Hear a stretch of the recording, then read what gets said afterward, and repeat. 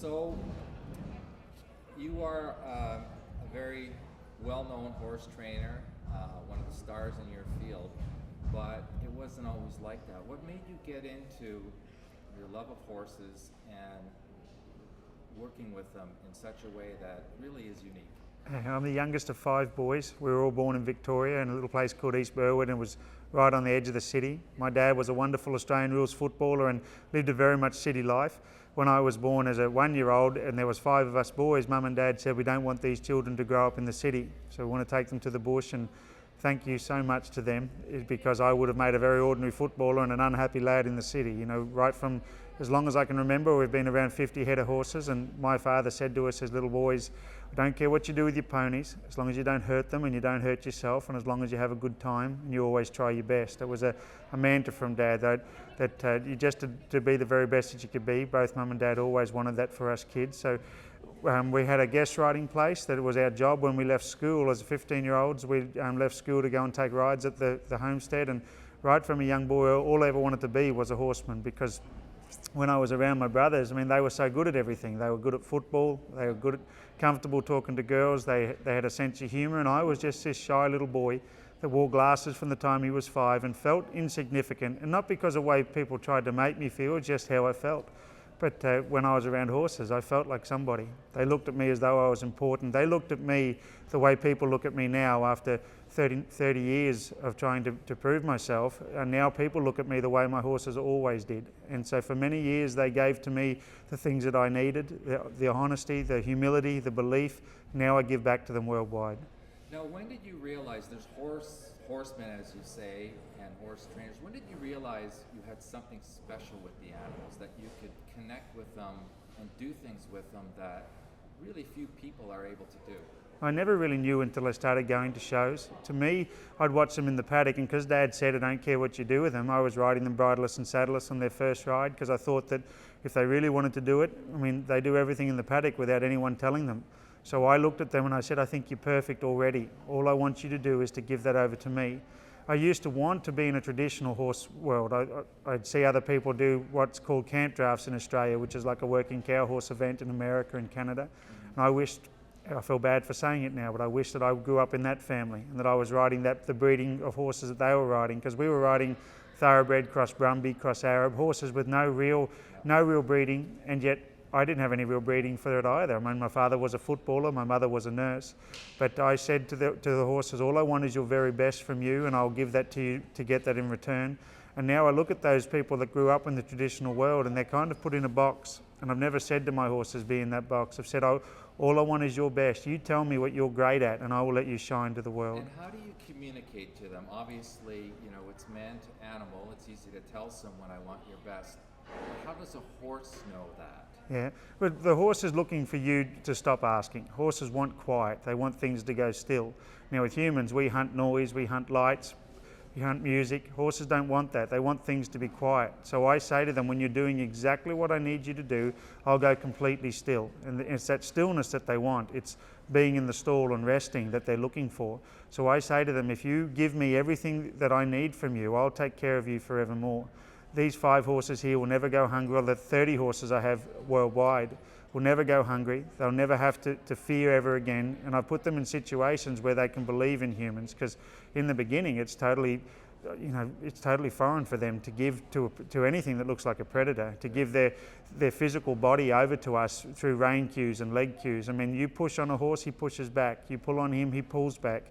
When we teach him to give to our language, he learns to give to that. And what I love, what people don't realise is the difficult horses, the ones that people have trouble with, they're the ones that have got the most to offer. When they finally say yes, it is the most powerful yes. The 2 best horses I have, a lot of trainers wouldn't have wanted. I'd love 1,000 of them. Their hearts are as big as the moon. Now, what gives you the greatest satisfaction out of all of this? I mean, you do get to tour, at least North America, the world. I don't know if you've been to Europe, but obviously far from home. But at the end of the day, what gives you the greatest satisfaction out of all of this? Well, just getting to do what I love, travelling with my horses and being in that arena. We work very hard for that half an hour spot that we're going to have tonight. But I know that when people come up to me and they say, you've changed the way I look at horses, and even more now, you've changed the way I look at people. You know, my father, I'm the youngest of 5 boys with a gorgeous little sister called Sky. If my dad had said, you've all got to be like Cameron, we would have failed. Cameron is an extreme workaholic, work all day long. You know, I couldn't do that, but Cameron can't be me, I can't be Sky. So I love just going out and showcasing my best and showcasing the best in my 5 individuals that I have here. Every one of them is different, and in my eyes, every one of them is incredible. I have one horse that I'll probably never replace. It's the most incredible individual, but he doesn't try any harder than the one that's not so athletic. So to be able to give back to the horse world by having people say, I'm going to go home and be better for my horse than I ever was before. And as a horseman, I want to be the voice for horses worldwide. Is one of those horses with you, or is that one you have at home? I've got my best team here with me at the moment. And when I say my best team, the ones that I've worked the longest with, the 4 horses I brought from Australia, and I have a young horse here that I've purchased to be my future. And so I've got a wonderful team here, but I've got 3 beautiful teams. And if you ask me who the favourite is, the one on patent at the time. I love them all. Now, in doing some of the research, I've seen a few items done on you, and I know you're very proud of being an Australian and your dad and your family. How important is to carry that with you as, I guess, you become kind of not only your skill, but you're also an ambassador too? Absolutely. Right now I'm an unofficial ambassador for Australia. It's my dream to one day for Australians to say we're proud of Guy McLean travelling around the world, because when I left Australia, a lot of my fans said, Guy, why are you running away? Why are you running away from home? You say you love Australia. I said, I'm not running away from anywhere. I'm running to the world and I'm taking Australia with it.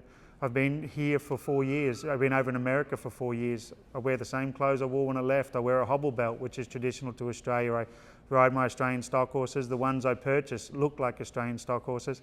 You know, the biggest thing that you could say to me hurt my feelings is that I'm not Australian anymore. You know, I'm not saying Australia is better than anywhere else in the world, but it's as good as anywhere else, and I want the world to see us. I love Canada, I love America, I love your cultures, and I want to share mine with you all. So, just very briefly, tell me about these beauties that you have and the type of breed and why they're so amenable to what you're doing with them. Yeah, the Australian stock horse is a horse that was bred for type, so he's bred to be from 14 to 16 hands high, bred to have natural cattle working ability and to be based heavily on the thoroughbred line, so they can go all day long. They've now crossed a bit of quarter horse into them, and Arab is in there also, and that's what my 4 horses from Australia have. The 3 of my horses that I started, I bought their father for $200, and he was a very tough individual and bred me some quite difficult foals, but once you get them, as I said before, once they give to you, it means the world to them. They'll just try for everything for you. So they're not so much an easy breed to get educated, but once you have them, you have everything. It's just like a Ferrari. You've got to put a lot of steering on them, and these horses are known as the breed for every need, and so they're pretty much like a good Australian stockman say, I'll have a crack at anything. I'm prepared to have a try. Now, you've obviously learned a lot about horses. There's a lot of people who view them as very beautiful animals, yeah, but still a little bit of a mystery, especially as we're all more urbanized. What's the one thing you can say that you've learned in all the time you've spent with horses that all of us should know about them? They are a complete mirror image to what we put in. If you want to find out who the best leaders are in the world, you put them in front of a horse and he'll tell you.